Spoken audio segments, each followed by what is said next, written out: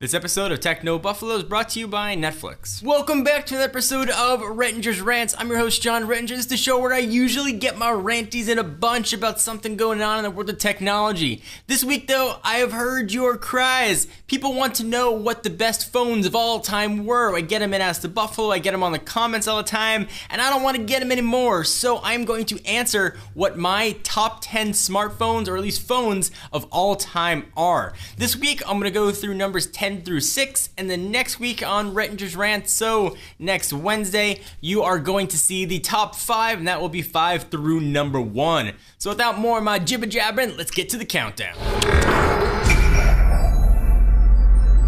So these are the top 10 smartphones that had an impact on me in somehow or some way, and phones I really thought paved the way for all the phones that we've got right now. Let's start with number 10. This is the Nokia 5100. This was my first phone back in 98, 99-ish, and it started my love affair with the industry. It had removable faceplates, and of course, I rocked a yellow Lakers cover. The crazy thing was, though, it needed a separate battery in order for it to have a vibrate mode, which used to be pretty standard back in the day. This thing was built like a tank, although that vibrating battery only lasted a few hours, but it was all I needed to play some Snake. I love me some Snake.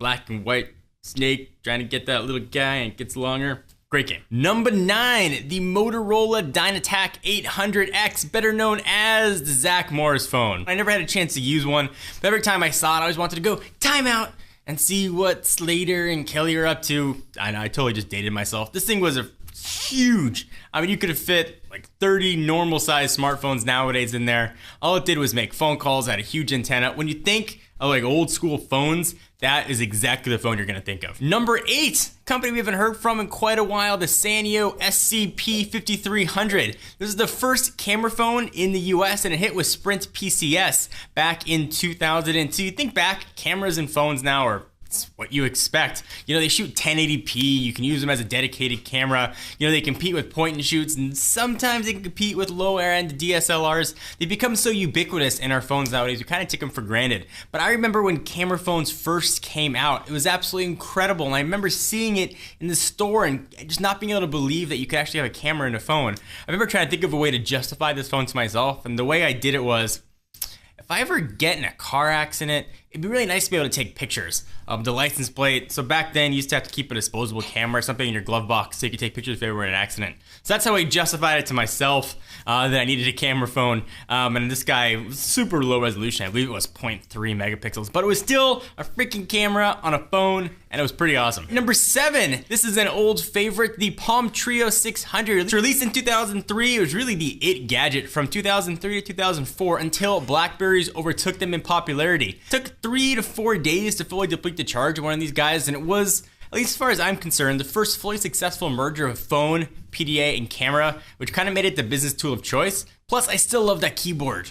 Poor Palm. It ran Palm's OS, which they used until not that long ago. When it was first released, it was incredible. It was a full PDA. You could use a stylus on it. You can make phone calls. It had a super bad web browser, but it still had a web browser. It was pretty impressive technology for the day. And the phone packed it into a pretty nice size as well. If you look around though, you still might see a few people rocking a Palm Treo. Maybe its sequel to 650, but you might still see them out in the wild. Number 6, the last phone on this countdown is the BlackBerry Pearl. This is the phone I carried the day the iPhone came out in 2007, and I loved everything about it. Unfortunately, once that iPhone came out, I stopped carrying the BlackBerry Pearl, but I love this guy. It took a while to get used to that crazy keyboard, you know, that had the 2 letters per. Once you got used to it, it was super fast, and BlackBerry, even still, had email absolutely nailed. The browser was okay, the music player was okay. The fact that you could have kind of a full keyboard and be able to text so fast on a phone that was the size of, you know, most Nokia phones at the time